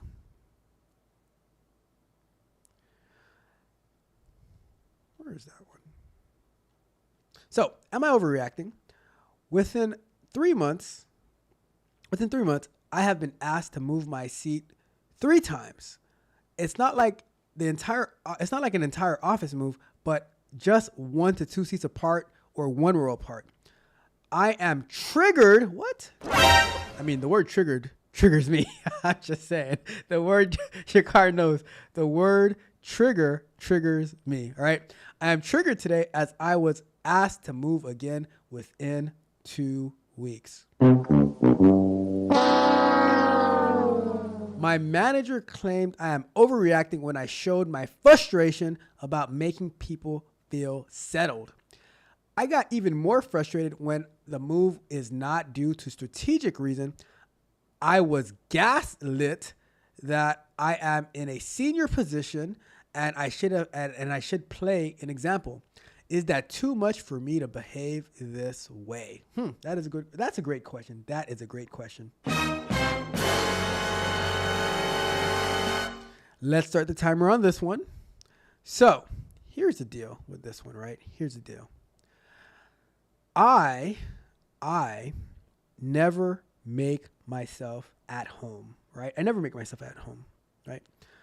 I am a minimalist, especially when I am in an office environment, when I'm in a workplace, right? Why is that? Because I don't want to become too attached to a desk, an office, a company. One of my first jobs, right? Was this my first job? No, I think it was not the first job. It was a few jobs ago. And the people who work there in certain departments, they would have their whole entire desk decked out with little figurines and action figures and stuff like that. And it was like a whole thing, right? But then when they switch departments and stuff like that, they have to pack up all of their little figurines. It's like it was their home away from home. I do not want a home away from home. I just want the home that I live in. I love my office here, right? And so that's why I'm like, I will move. I will sit anywhere in a heartbeat because guess what? I don't care. I don't care. As long as they do not move my paycheck, keep the money rolling in. Money. Keep the money rolling in. Hey. I will sit wherever you want me to sit, and I will do a great job. And I'll say, sure, no problem. And I'll pick up my backpack and I'll just move it one place to that place. A lot of companies nowadays too, you don't even get assigned a desk. You get assigned you don't get assigned anything. Like when you get to the office, you just pick a desk that's open. You plug in your computer, your laptop to the screen, and then you're good to go. I'm not. We get so focused on the wrong things. My goal is to, number one, make money. Money. Number two, create amazing software. Thank you for your patronage. And win, right? I just want to win. I just even in this office, right? I added a second desk to this office so that I can be able to work on two sides of the building or of the office. Like I'm working on one side doing one type of work. I'm working on this side doing like videos and recording and streaming and stuff of that nature. I'm not attached. If I had to create another office in another part of the house, I'll do that. I just want to be successful. I just want to win. Feeling settled.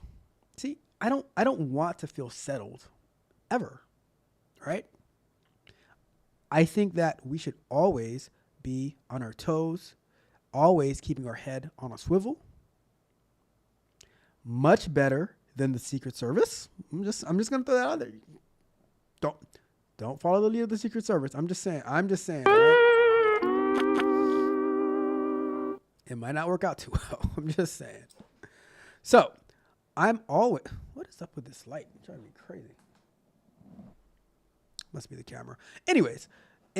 So, all I'm saying is, don't be too attached to a desk. Don't be too attached to a desk. All right? Be open, willing to move do your job, make your money. Simple as that.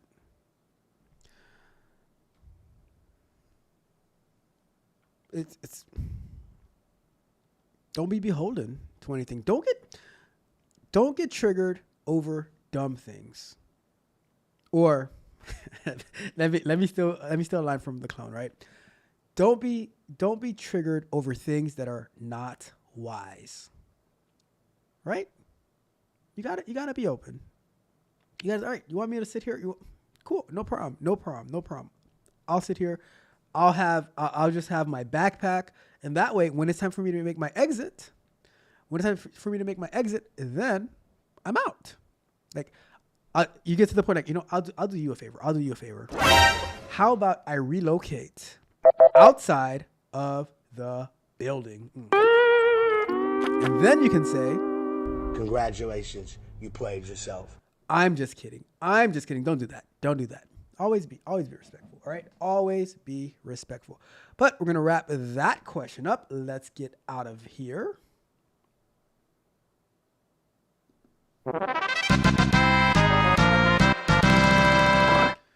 All righty then. Let's see what the chat has to say. Says, did you write this? I did not write that one. No, I did not write that one. And Roxy finds that hilarious.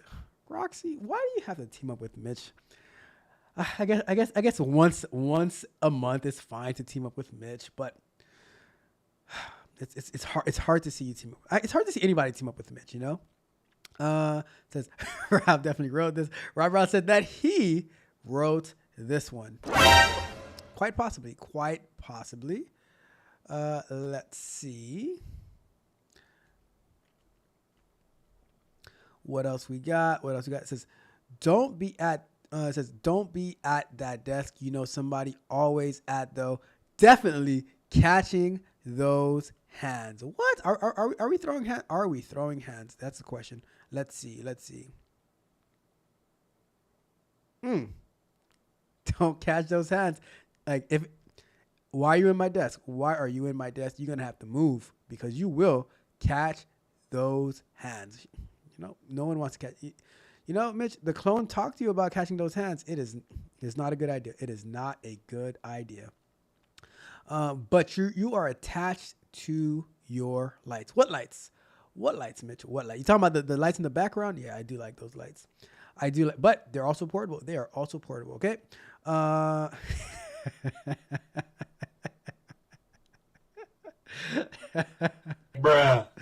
Hilarious. All right. Let's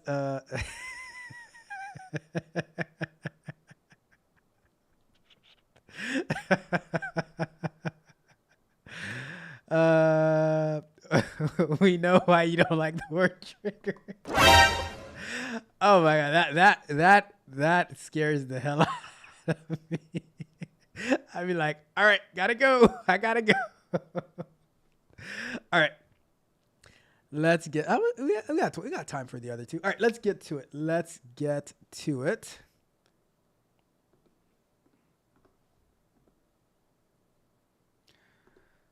All right, let's see how this is going to go.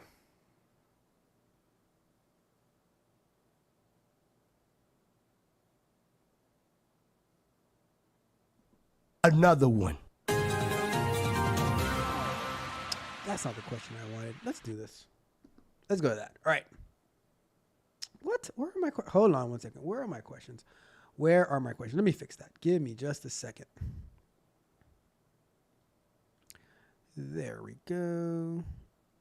Okay. I don't know how that one got messed up. All right. Let me fix that.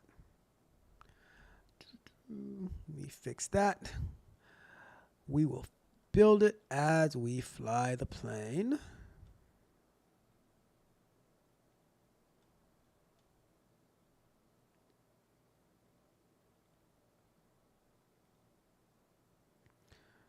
Let's fix that.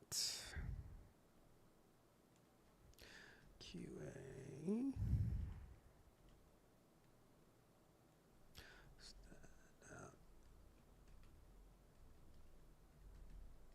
Okay, there we go. So I'm going to start that one all over again. Let's do it this way. Another one. Stand out as a QA without experience. Oh, okay. Let's see how that's gonna go. Let's see how that is gonna go. So, it says, I am currently working as customer service advisor at FMCG company. I have no idea what that is. Let me see. What is FMCG company?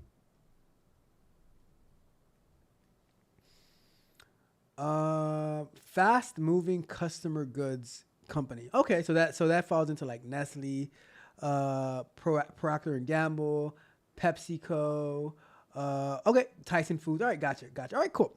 I'm currently working as a customer service advisor at FMCG company, but have always had interest in software developing in one way or another. I graduated with a computer science bachelor's degree 7 to 8 years ago. Oh, congratulations. But didn't get enough knowledge there. Not a good university choice.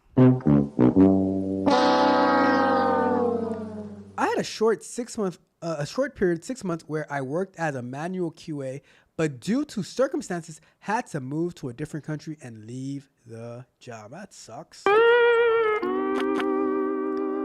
With the pandemic and everything else around it, I couldn't land a job in the field, especially as someone with no previous job experience in the country. Hence why I have been a customer service advisor for the last 3 years. 2 years ago, I decided to sign up for an automation testing with Selenium course, which I was pretty happy with, and learned quite a lot. It was a foundation course, but ended up not doing or practicing for a while, thinking that I can get a job like that. Silly me.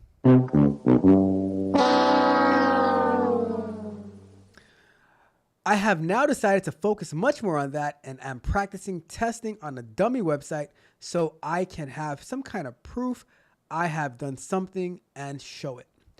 I have also signed up for another QA course for web testing, which should hopefully start in a few months.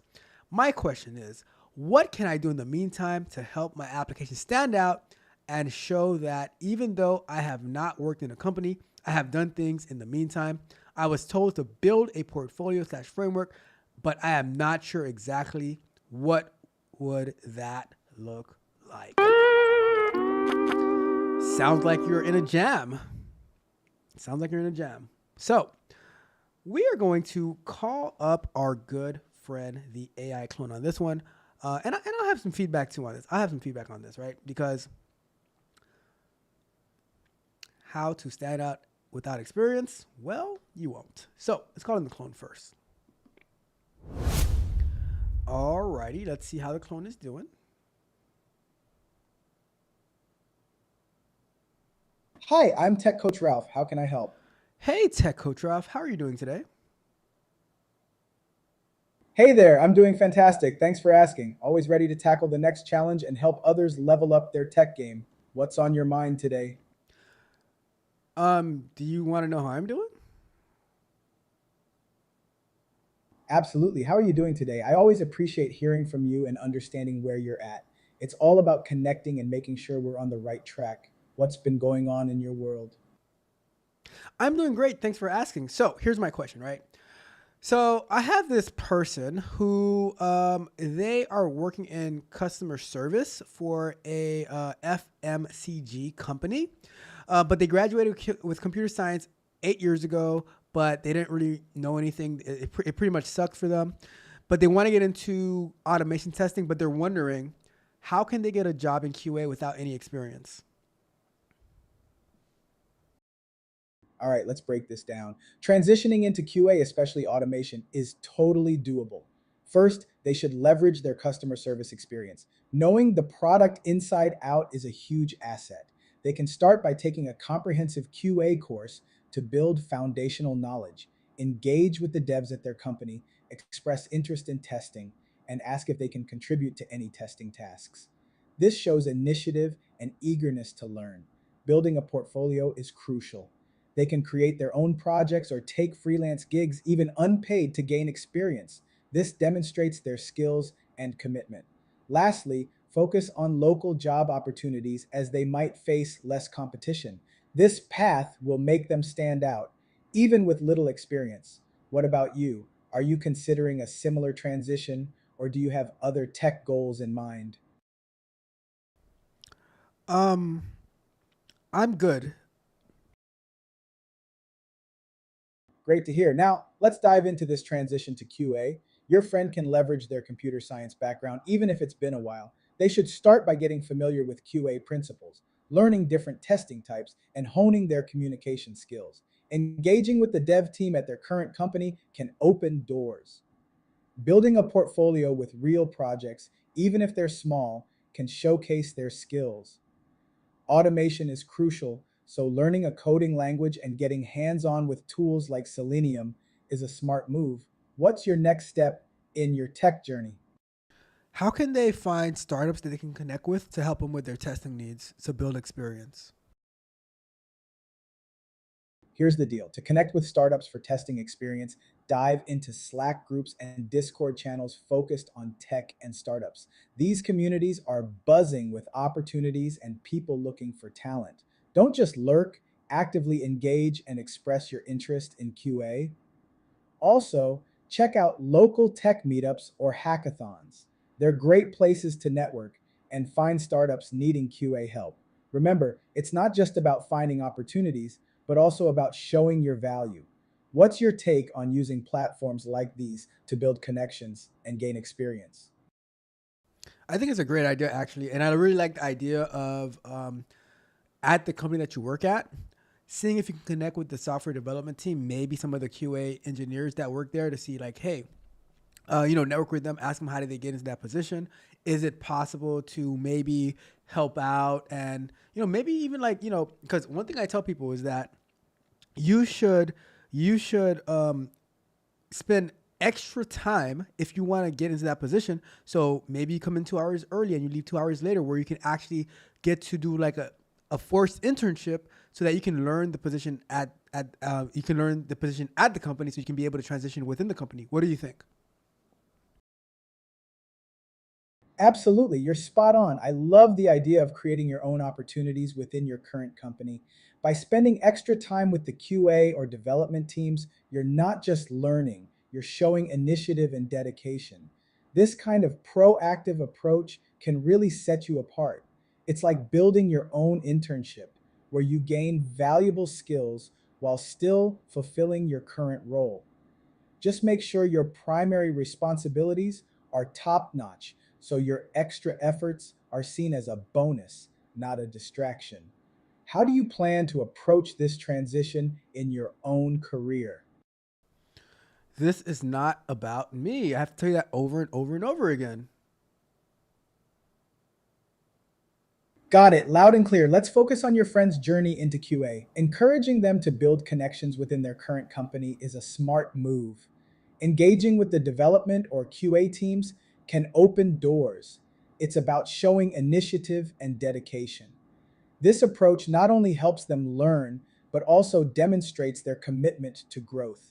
They should keep doing an amazing job in their current role while exploring these opportunities. How do you think they'll approach reaching out to their colleagues? So my suggestion would be to look up the what's on the calendar for the software development team, and to try to attend their sprint reviews, which I'm going to be talking about tomorrow in the video that I'm releasing. But attend their sprint reviews, ask questions about the product being built, see how they can get connected with the team so that they can actually try to contribute and understand the software better, ask some questions, things of that nature. Try to engage with the people who are working on that team.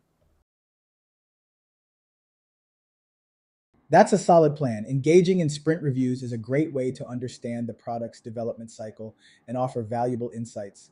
By asking questions, you not only learn, but also show your interest in contributing. It's about being proactive and becoming a part of the conversation. This approach can help bridge the gap between customer service and QA. Plus, it gives them a chance to demonstrate their potential to the team. What's your take on how this could impact their career growth?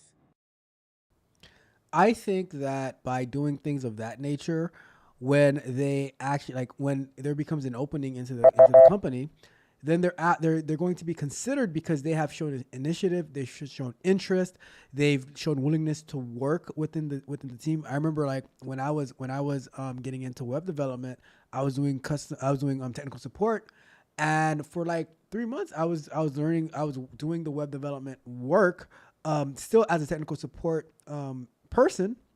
And then I was naturally the first one brought into the role when it became official. So I think it's definitely a good idea. That's exactly the kind of initiative that can really set someone apart. By diving in and showing your skills, you're not just waiting for an opportunity, you're creating one. It's like when I transitioned from tech support to web development. I put in the extra effort, learned on the job, and when the time came, I was the natural choice for the role. It's all about proving your value and being ready when the door opens. How do you think your friend can apply this approach to their situation in QA? I think I have a good set of advice to give them. And Tech Coach Ralph, I just want to let you know that I appreciate you. Hey, I really appreciate that. It's all about sharing knowledge and helping each other grow. Your friend is lucky to have someone like you looking out for them. Keep pushing them to take those proactive steps, and they'll be on their way to a successful career in QA. What's the next big step you're planning to guide them on? Nothing at this moment, but thank you so much. You have an amazing, amazing rest of your night. Bye. Well, there you have it, folks. There you have it. I think that was a great answer. We had a great conversation about this. Yeah. So I'm gonna wrap that question up. Let's wrap that question up.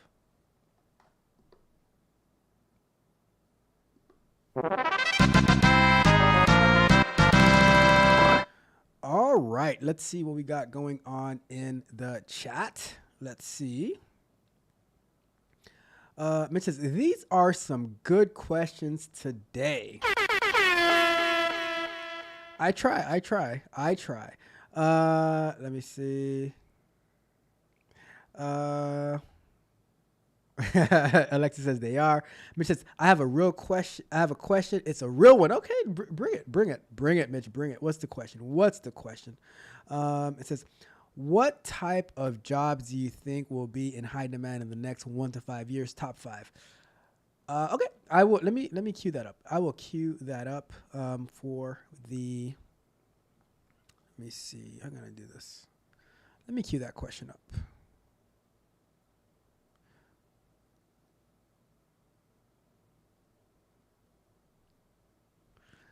Let's see.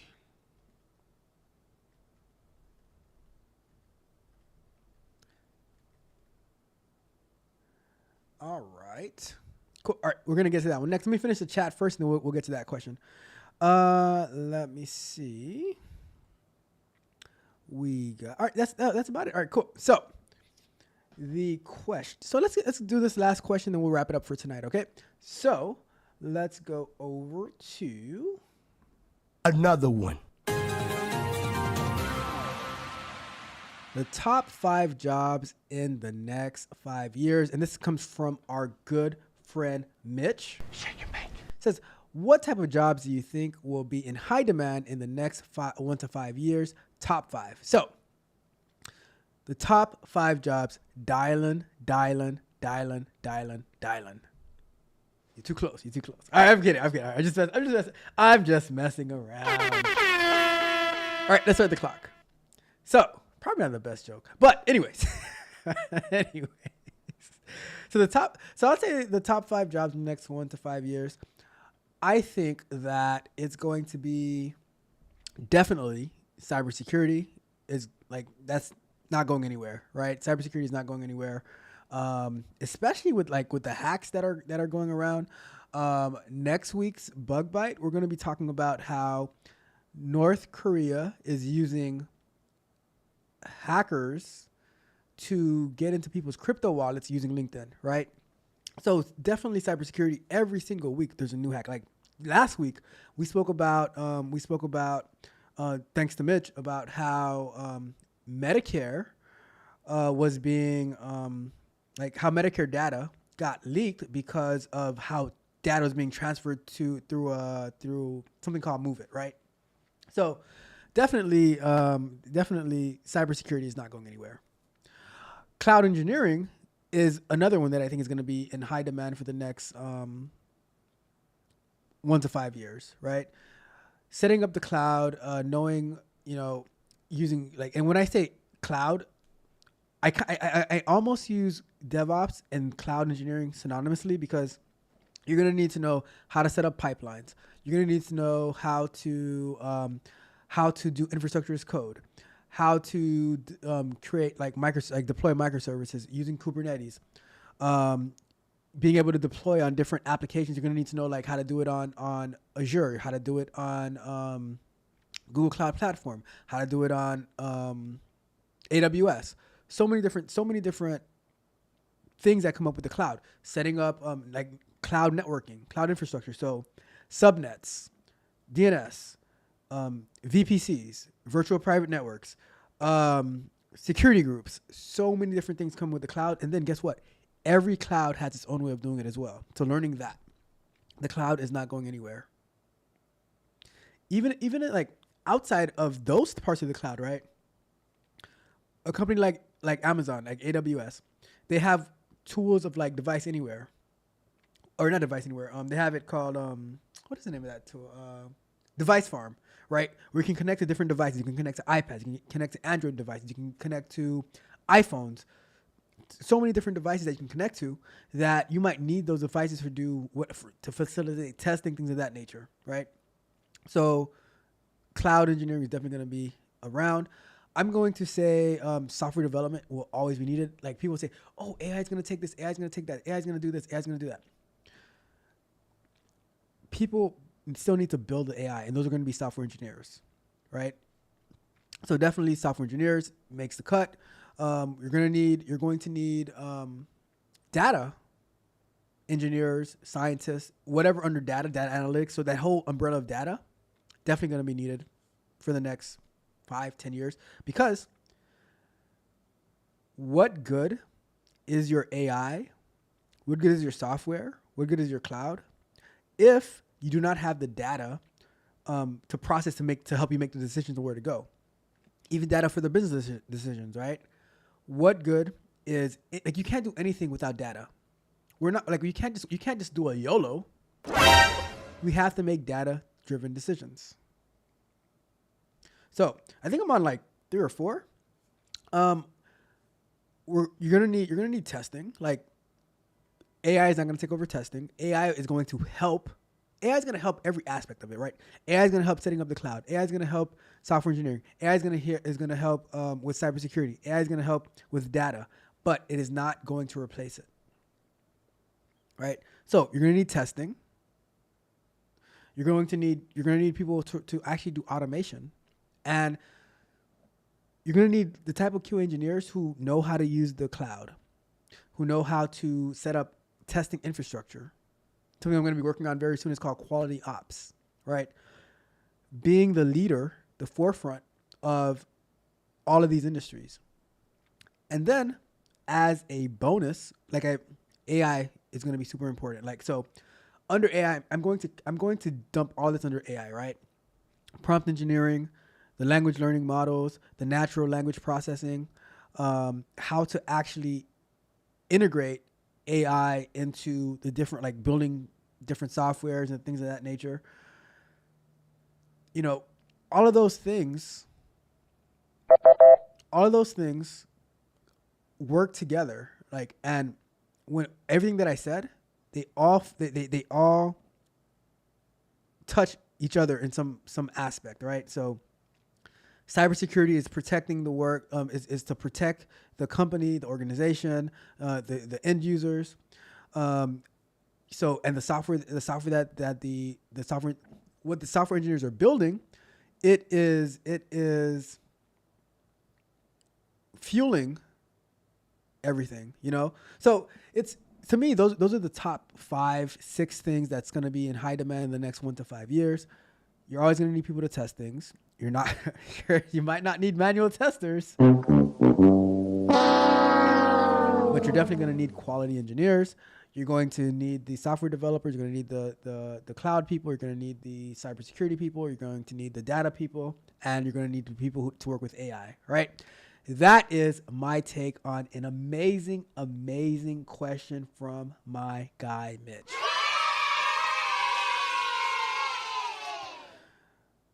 All right, so let's wrap that question up, and then we're going to wrap up the show. Is real simple, B.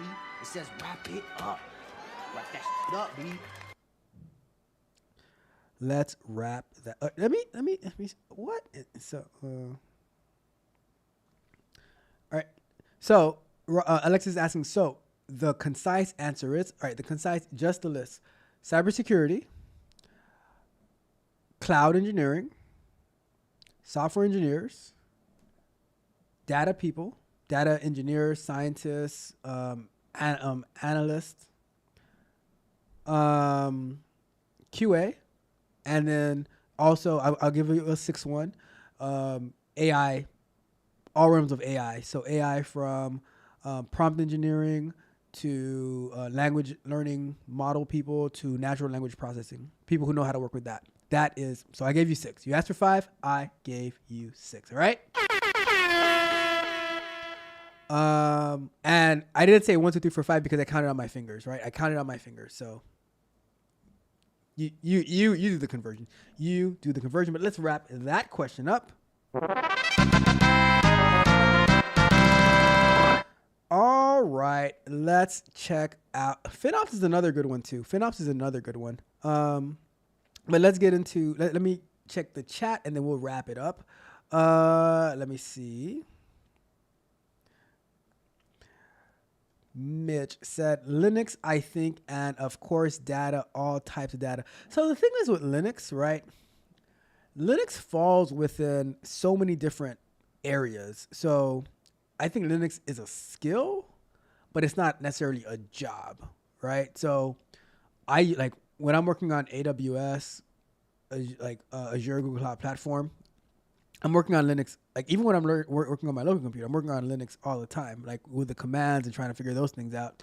So I think Linux is a skill, not necessarily a job per se.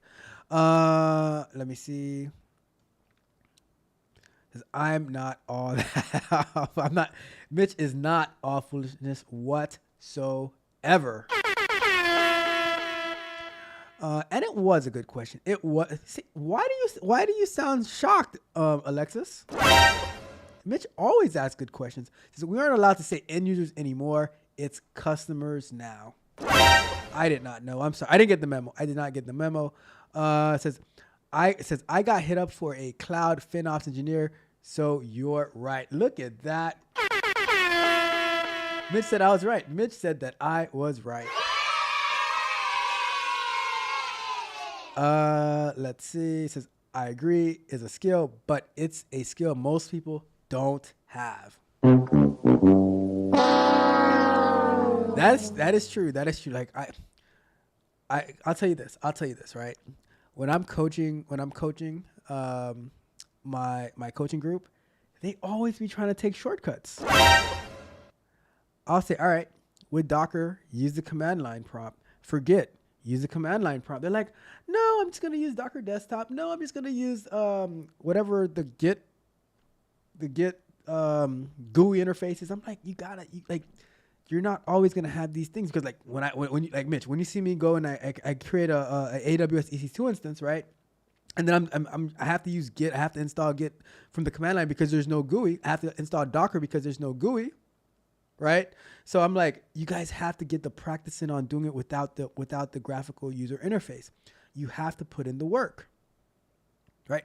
But I think it comes in time. You guys just remember, you cannot depend on the GUI because you will not always have a GUI, right? I'm just saying. All right? So let me see, what else do we got? Let's see, what else do we got? It says, definitely sounds shocked. I'm just saying, right? It says, not at all. I know Mitch is sharp, like a razor blade. Just saying. You see how sharp his punches are when we catch those hands, right? Let me see. It says, what they don't understand, the more skills they can demand more. That's a fact, though. You know what? That gets a message. Says, nah, you need that quiz now. All right, we're gonna wrap it up. We are going to wrap it up. Thank you guys so much for tuning in. I really appreciate it. If you got this far in the show, and you have not done so already, do me a big favor. Like the video, share the video, subscribe to the channel, hit the notification bell so you know every time we go live and drop new content, as well as go to techcoachralph.dev. See all the things that we have to offer. You can sign up for free, get access to our sprint reviews. Like I said, tomorrow, dropping a video, I'm going to be breaking down what sprint reviews are and why they're important. So then you can actually watch those sprint reviews on techcoachralph.dev and see all that we do. You can sign up for one-on-one coaching with me where I can help you run it up. We can, help you level up, get to the next step, as well as exclusive content. All right. So that's techcoachralph.dev. I have a question for you guys. After all those questions that I answered and that the clone answered, I have a question for you. Are you not entertained? Are you not entertained? Is this not why you are here? I had an amazing time. Hopefully you did as well. But you guys know that yesterday's price is not today's price. And today's price is certainly not tomorrow's price, because who knows what things will be priced at in the opportunity economy. I'm just saying. I don't want an opportunity economy. I want a well-known, well-lit economy. All right? That's what I'm saying. All right? So the thing is, because we don't know. One more thing. Price of the brick going up. The price of the brick is always going up. See you guys in the morning. We are going to be going live with Coffee and Kata, working some more on our mobile app development and reviewing some news stories. But on that note, this is Tech Coach Ralph with another episode of Tech Q&A. We are out.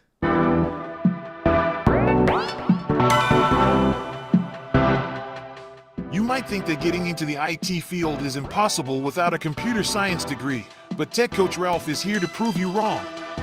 Get ready for some jaw-dropping revelations on how to break into this lucrative industry. Listen up, tech enthusiasts.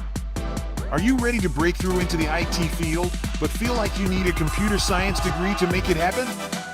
Think again. Tech Coach Ralph has some exclusive, mind-blowing secrets to share with you. Get ready to be blown away by his jaw-dropping revelations on how to break into the tech industry without a computer science degree. So get your notepad ready, because Tech Coach Ralph is going to change your life forever. Buckle up, because you're about to embark on a journey to success in the IT field.